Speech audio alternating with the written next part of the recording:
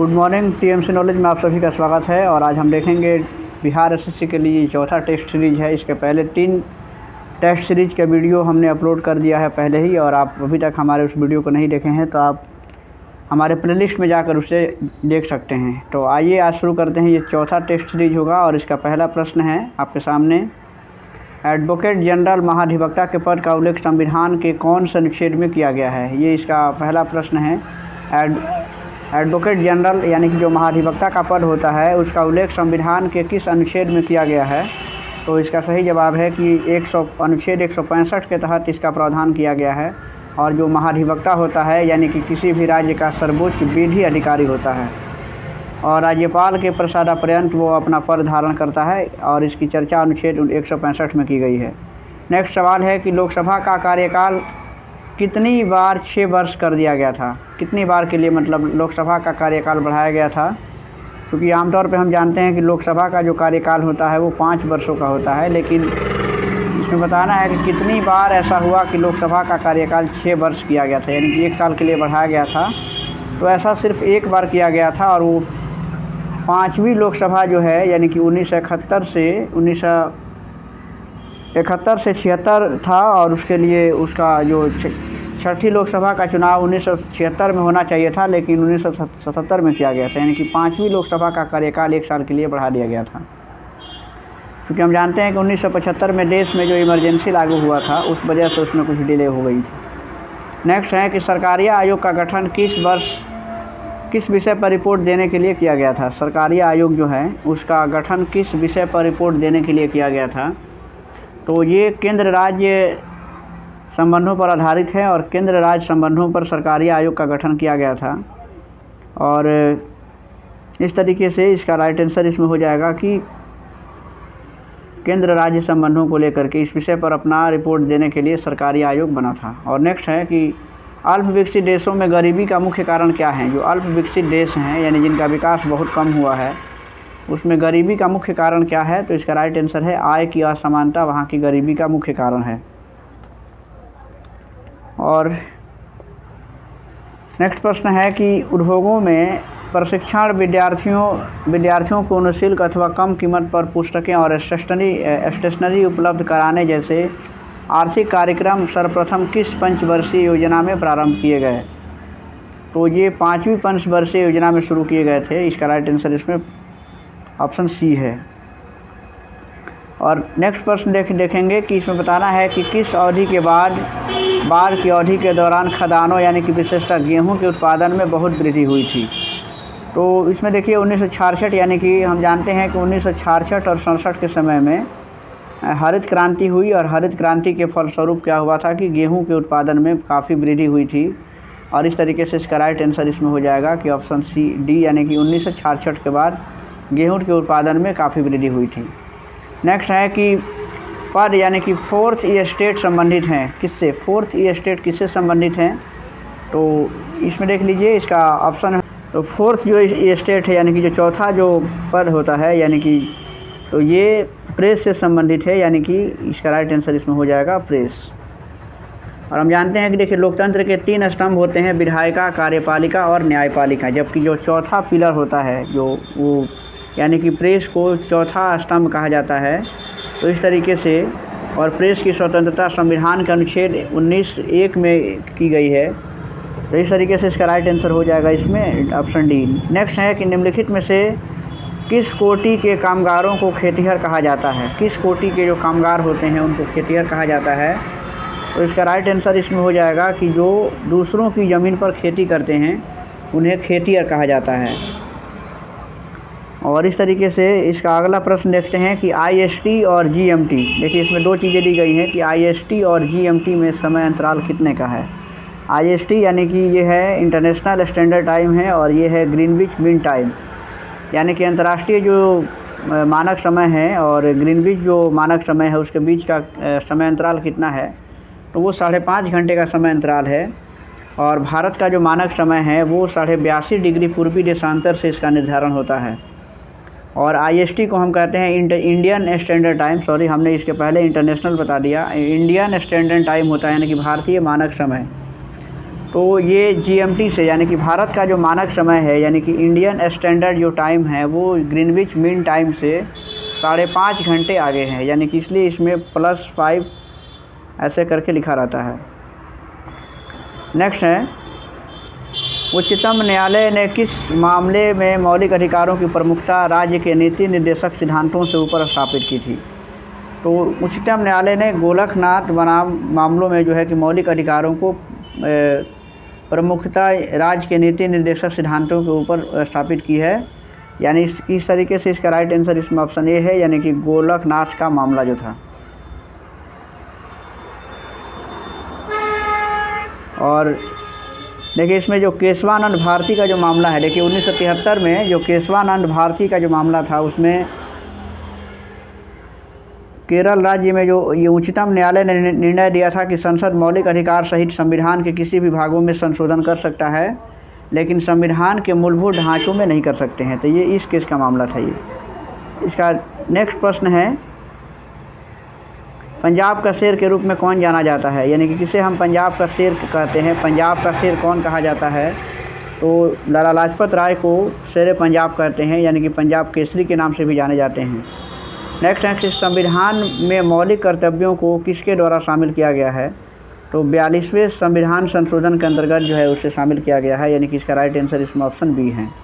Next है कि लोकसभा में अविश्वास प्रस्ताव प्रस्तुत करने के लिए कम से कम कितने सदस्यों का समर्थन चाहिए? लोकसभा में अगर किसी के प्रति जो अविश्वास प्रस्ताव जो लगाया जाता है तो इसके लिए कम से कम कितने सदस्यों का समर्थन होना चाहिए? तो कम से कम 50 सदस्यों का समर्थन होना चाहिए, तब जाकर के लोकसभा में अविश्वास का प्रस्ताव लगाया जा सकता है। नेक्स्ट है कि भारत में उच्चतम न्यायालय के न्यायाधीश के रूप में नियुक्ति के लिए निम्नलिखित में से कौन सा अर्हता अनिवार्य नहीं है? उच्चतम न्यायालय के न्यायाधीश के रूप में नियुक्त होने के लिए कौन सी अर्हता यानी कि कौन सी योग्यता अनिवार्य नहीं है? तो इसमें है कि कम से कम 35 वर्ष की आयु होनी चाहिए, ये अनिवार्यता नहीं है। तो कम से कम ये आयु कम से कम 35 वर्ष होनी चाहिए, ये जो है कि अनिवार्य नहीं है। इसमें लग रहा है कि यह अनिवार्य नहीं है। उच्चतम न्यायालय और उच्च न्यायालय के न्यायाधीशों की न्यूनतम आयु निर्धारित नहीं की गई है, इस तरीके से इसमें उम्र सीमा का कोई ये नहीं है। नेक्स्ट है कि आर्यों का भारत में प्रथम अस्थायी निवास कहाँ था? आर्यों का सर्वप्रथम जो अस्थायी आवास था वो पंजाब में था, यानी कि पंजाब में वो अपना अस्थायी निवास बना के रह रहे थे। इस तरीके से आर्य जो है कि सर्वप्रथम पंजाब और अफ़गानिस्तान में बसे थे। जबकि जो मैक्स मुलर है, मैक्स मुलर ने आर्यों का मूल निवास स्थान मध्य एशिया को माना है। तो इस तरीके से भारत में आर्यों का प्रथम अस्थायी निवास पंजाब है। नेक्स्ट है कि उपनिषद पुस्तकें हैं, ये बताना है कि उपनिषद जो पुस्तकें हैं वो किस पर आधारित हैं? धार्मिक संस्कारों पर है, युग पर, दर्शन पर या फिर सामाजिक कानून पर? तो इसका राइट आंसर है कि दर्शन पर आधारित होती है, यानी कि इसका राइट आंसर इसमें ऑप्शन सी है। नेक्स्ट है कि नेसेट किस देश की संसद का नाम है? नेसेट जो है कि किस देश की संसद का नाम है? तो इसमें इजराइल की जो संसद है उसे हम नेसेट के नाम से जानते हैं। इसमें देख लीजिए ये जो जापान, ये स्पेन है, तो स्पेन की संसद को हम कोर्टेस कहते हैं। उसी तरह से ताइवान है, ताइवान को युवान कहते हैं वहाँ की संसद को। और मंगोलिया के संसद को हम खुराल कहते हैं, खुराल।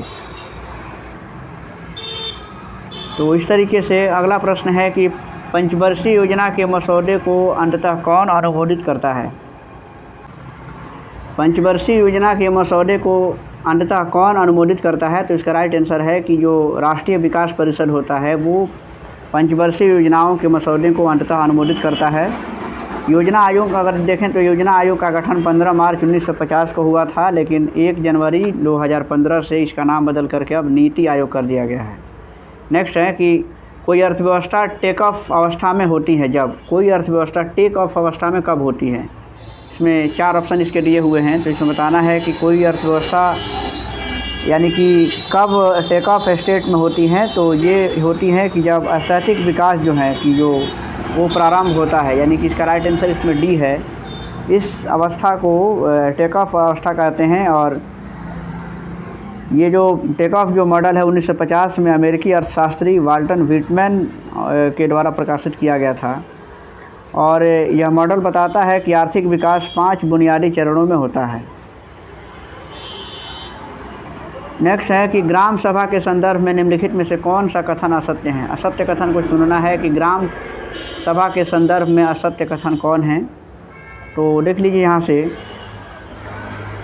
ग्राम सभा के कौन सा कथन असत्य है। तो देख लीजिए इसमें 4 ऑप्शन दिए गए। पहला है कि ग्राम पंचायत पूरे गांव के हित में निष्पक्ष रूप से काम कर इसमें कर सकती हैं और इसमें ग्राम सभा की महत्वपूर्ण भूमिका है। दूसरा दिया है कि ग्राम सभा पंचायतों को मनमाने ढंग से काम करने से रोकती हैं तथा साथ ही साथ पैसों का दुरुपयोग एवं कोई गलत काम ना हो इसकी भी निगरानी करती हैं।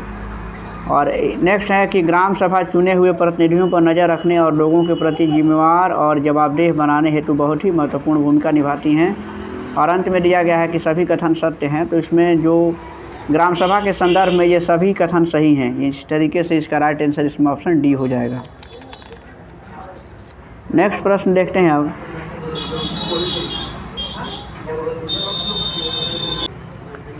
नेक्स्ट है कि यूरोप तथा अफ्रीका को कौन सी जन संधि यानी कि जल संधि होना चाहिए। कौन सी जल संधि, ये जन हो गया है, जल संधि पृथक करती हैं। तो इसका राइट आंसर है कि जिब्राल्टर की जो जल संधि हैं वो यूरोप तथा अफ्रीका को अलग करती हैं। जिब्राल्टर की संधि जो है, ये जल संधि जो है भूमध्य सागर को अटलांटिक महासागर से जोड़ने का भी काम करती हैं। तो अगला प्रश्न है कि महिला प्रीमियम लीग यानी कि WPL 2023 का खिताब किस टीम ने जीता है। तो इसका राइट आंसर है कि ये मुंबई इंडियंस ने खिताब जीता और इसका राइट आंसर ऑप्शन ए हो जाएगा। नेक्स्ट है कि किस राष्ट्रकूट शासक ने एलोरा के पर्वतों को काटकर प्रसिद्ध कैलाश मंदिर का निर्माण कराया था। ये प्रश्न कितनी बार पूछा गया है, विभिन्न परीक्षाओं में ये कितनी बार ये प्रश्न को पूछा जा चुका है। तो इसमें देख लीजिए इसका ऑप्शन दिया हुआ है कि इंद्र तृतीय, कृष्ण प्रथम, कृष्ण तृतीय या फिर दंती दुर्ग। तो इसका राइट आंसर इसमें है ऑप्शन बी यानी कि कृष्ण प्रथम। और नेक्स्ट है कि सुल्तानगंज यानी कि बिहार के भागलपुर के निकट जो है उसमें खोजी गई गौतम बुद्ध की विशाल प्रतिमा को किस काल की प्रतिमा मानी गई है। तो इसमें देखिए उसे गुप्त काल की प्रतिमा मानी गई है। और इसका अगला प्रश्न है कि जब किसी कार्य में आवश्यकता से अधिक लोग लगे होते हैं तो इसे किस नाम से जाना जाता है। जब किसी कार्य में आवश्यकता से अधिक लोग लगे होते हैं तो इसे किस नाम से जाना जाता है। तो इसका राइट आंसर है कि ऑप्शन सी यानी कि प्रचंड बेरोजगारी कहते हैं। नेक्स्ट है कि रेणुकूट किस उद्योग के लिए प्रसिद्ध है। रेणुकूट किस उद्योग के लिए प्रसिद्ध हैं। तो ये एल्युमिनियम उद्योग के लिए प्रसिद्ध हैं। यह उत्तर प्रदेश में है और इस तरीके से इसका राइट आंसर है एल्युमिनियम और ये यूपी में स्थित है यानी कि उत्तर प्रदेश में। नेक्स्ट है सिंधु घाटी सभ्यता से संबंधित स्थल लोथल कहाँ है। लोथल ये गुजरात में है। गुजरात का ये एक स्थल था जो सिंधु सभ्यता से संबंधित है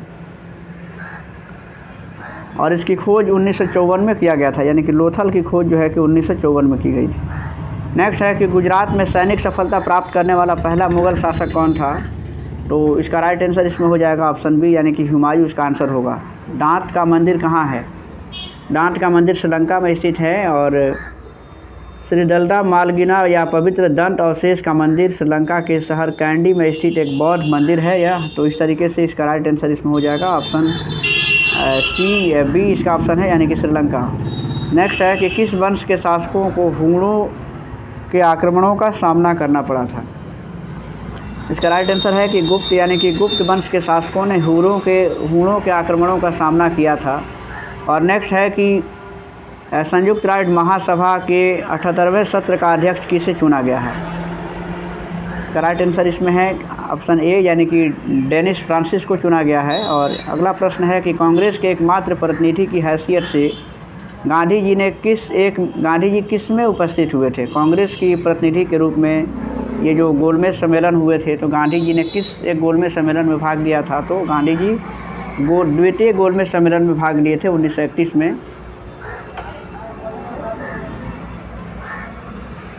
और इसमें जो भीमराव अंबेडकर थे यानी कि भीमराव अंबेडकर जो हैं कि वो लंदन में हुए तीनों गोलमेज सम्मेलनों में वो दलितों के प्रतिनिधि के रूप में उन्होंने भाग लिया था। नेक्स्ट प्रश्न है कि भारतीय सिनेमा का सर्वोच्च award Dada Saheb Phalke life time achievement award 2023 से किसे सम्मानित किया गया है? तो इसका राइट आंसर इसमें है ऑप्शन सी, यानी कि वहीदा रहमान को, क्योंकि वो अपने समय की एक काफ़ी मशहूर फिल्म अभिनेत्री रही हैं। तो 2023 का दादा साहब फाल्के पुरस्कार उन्हें दिया गया है। जबकि 2020 का जो दादा साहब फाल्के पुरस्कार है वो आशा पारेख को दिया गया था। आशा पारेख को 2022 का ये दिया गया था। 2022 का जो दादा साहब फाल्के पुरस्कार था आशा पारेख को दिया गया था, जबकि 2023 वाला वहीदा रहमान को दिया गया है।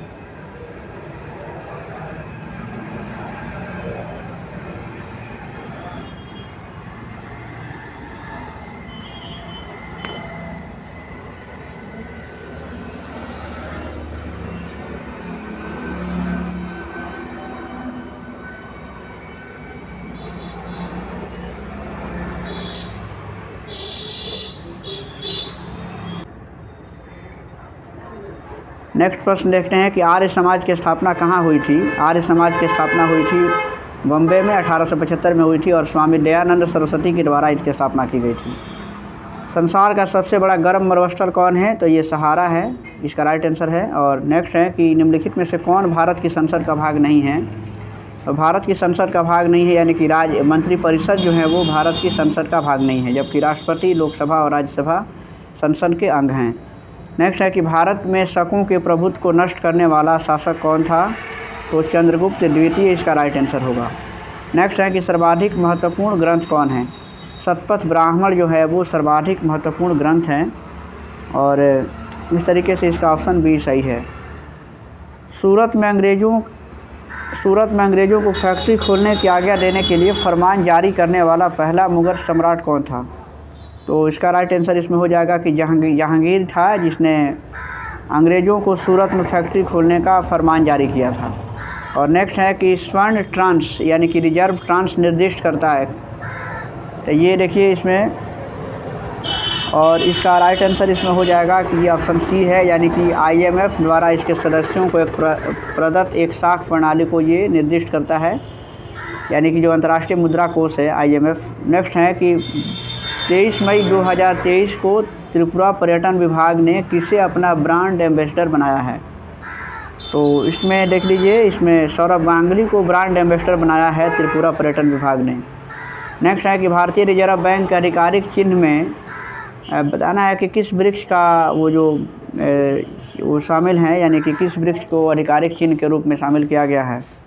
तो इसमें देखिए, इसमें ताड़ जो है, ताड़ वृक्ष को शामिल किया गया है, यानी कि इसका राइट आंसर इसमें हो जाएगा ऑप्शन ए है। अंतर्राष्ट्रीय वन दिवस 2023 में फॉरेस्ट एंड हेल्थ थीम के साथ कब मनाया गया? तो इसका राइट आंसर इसमें है ऑप्शन ए है, यानी कि 21 मार्च को। मई 2023 में भारत सरकार ने किस देश में 7वें बंदरगाह के संचालन का अधिकार प्राप्त किया है?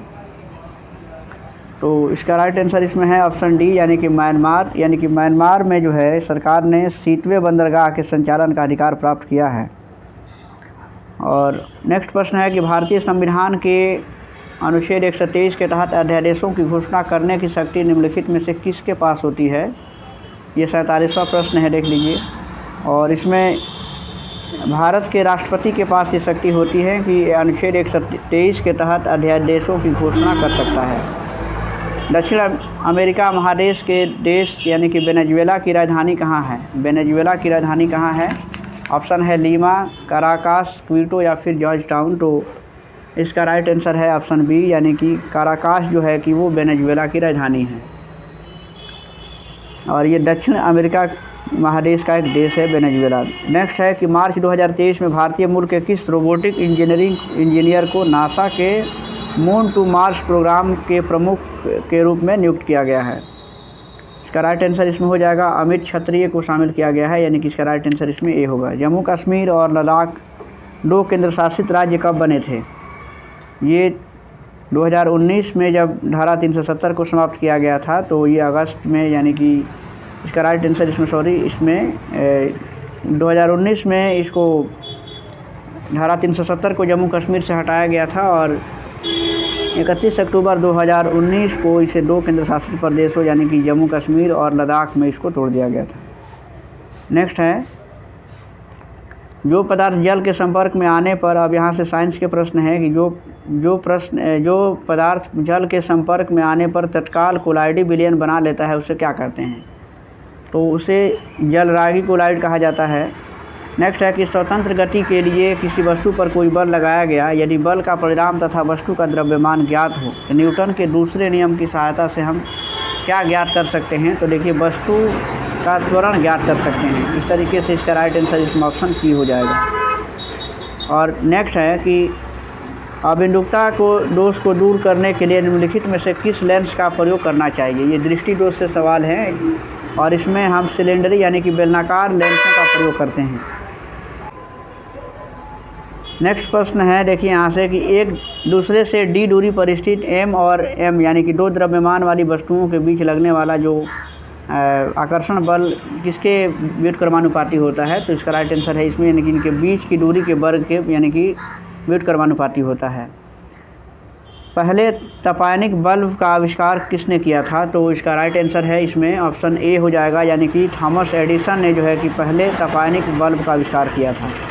दांतों के अध्ययन को निम्नलिखित में से किससे संबंधित है? यानी कि जो दांतों का जो अध्ययन किया जाता है वो किससे संबंधित है? तो इसका ऑप्शन ए सही है, ओडोंटोलॉजी कहते हैं इसको।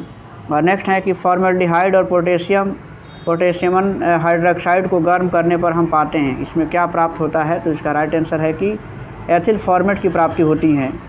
शरीर रचना विज्ञान का अध्ययन क्या कहलाता है? जो शरीर रचना विज्ञान का अध्ययन को क्या कहते हैं? तो इसका राइट आंसर है एंटोनॉमी कहते हैं, एनाटॉमी कहते हैं। इसका राइट आंसर इसमें ऑप्शन ए है। और कौन सी बीमारी सबसे तीव्र गति से फैलती हैं?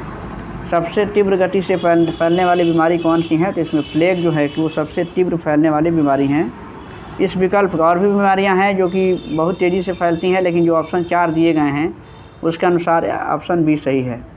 स्पाइरोगोइरा और प्लेनेरिया में होता है, ये क्या होता है? देखिए, इसमें पुनर्जनन होता है। ये पिछले सेट में भी ये प्रश्न मिला हुआ था। इसका राइट आंसर इसमें ऑप्शन डी होगा। और नींद ना आने के लिए प्रयुक्त डॉक्टरी शब्द क्या है?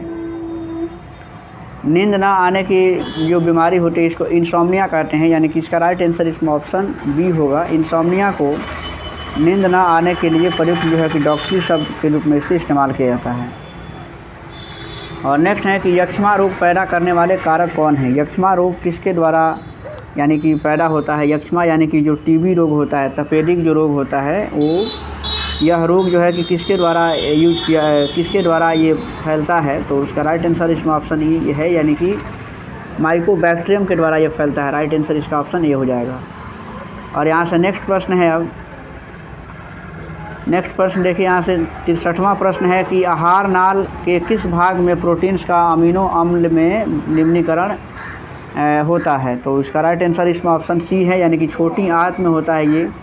नेक्स्ट है कि रुधिर कैंसर का दूसरा नाम क्या है? रुधिर कैंसर यानी कि जो ब्लड कैंसर होता है उसका दूसरा नाम क्या है? उसको ल्यूकीमिया के नाम से जानते हैं। इसका राइट आंसर है ल्यूकीमिया। और इसके उपचार के लिए कोबाल्ट के समस्थानिकों का उपयोग होता है। और नेक्स्ट है कि चॉकलेट स्वास्थ्य के लिए हानिकारक हो सकते हैं क्योंकि उनमें किसकी मात्रा अधिक होती है? चॉकलेट जो है स्वास्थ्य के लिए हानिकारक होते हैं, उसमें सबसे अधिक जो मात्रा होती है वो निकेल की मात्रा सबसे ज़्यादा होती है और इससे हम बीमारी के शिकार हो सकते हैं। नेक्स्ट है कि अतिचालक वे तत्व होते हैं, जो अतिचालक जो तत्व होते हैं कैसे होते हैं? तो देखिए, अतिचालक वे तत्व होते हैं, देखिए ऑप्शन सामने आपके हैं और इसमें राइट आंसर है कि जिनका प्रतिरोध बहुत न्यूनतम तापमान पर लगभग शून्य हो जाता है, उसे कहते हैं अतिचालक। और एक प्रश्न है इसमें, देखिए न्यूमेरिकल टाइप एक सवाल है कि एक ध्वनि तरंग की आवृत्ति 50 हर्ट्ज है और इसकी तरंगदैर्घ्य 4 मीटर है, तो ध्वनि तरंग की चाल कितनी होगी? तो ध्वनि तरंग की जो चाल होती है, यानी कि आवृत्ति में तरंगदैर्घ्य से हम मल्टीप्लाई कर देते हैं, यानी कि इसमें जो है कि 50 में हम 4 से मल्टीप्लाई करेंगे, तो इस तरीके से इसका ऑप्शन इसमें हो जाएगा 200 मीटर प्रति सेकंड, क्योंकि जो ध्वनि की चाल होती है वो आवृत्ति और तरंगदैर्घ्य के गुणनफल के बराबर होती है।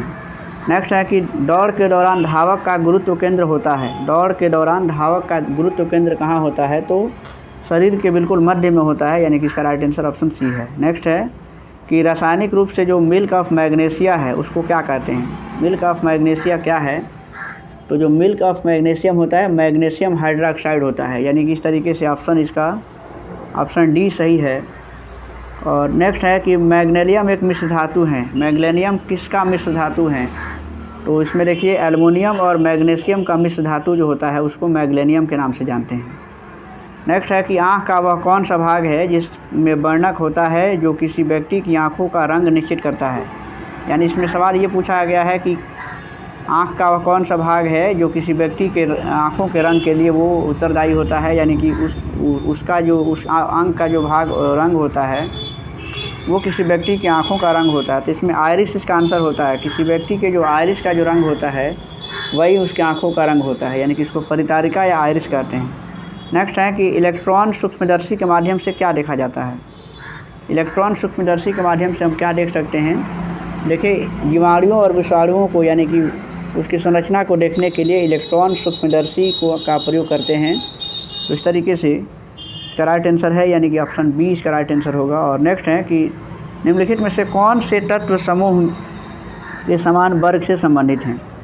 कौन से तत्व समूह के समान वर्ग से संबंधित हैं, तो इसमें जो है कि देखिए समूह 1A में जो है कि समान वर्ग से संबंधित तत्व हैं, और इसमें राइट आंसर इसका हो जाएगा ऑप्शन सी, यानी कि जो लिथियम है, पोटेशियम है और सोडियम है। लिथियम, सोडियम और पोटेशियम, तो इसका राइट आंसर इसमें ये होगा। और नेक्स्ट है कि वह उपकरण कौन सा है जिससे समुद्र की गहराई को मापने के लिए ध्वनि तरंगों का प्रयोग करते हैं। तो इसमें राइट आंसर इसमें हो जाएगा ऑप्शन बी, यानी कि जो सोनार है, यानी कि सोनार जो होता है तो उसके द्वारा समुद्र की गहराई को मापने के लिए ध्वनि तरंगों का प्रयोग करते हैं।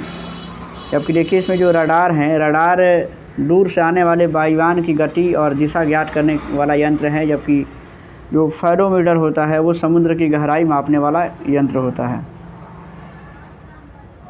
और इसका देखिए इसमें सामान्य जीके जीएस के ये आखिरी प्रश्न है, 75वां सवाल है कि किसके साथ कास्टिक सोडा को उबालकर साबुन तैयार किया जाता है।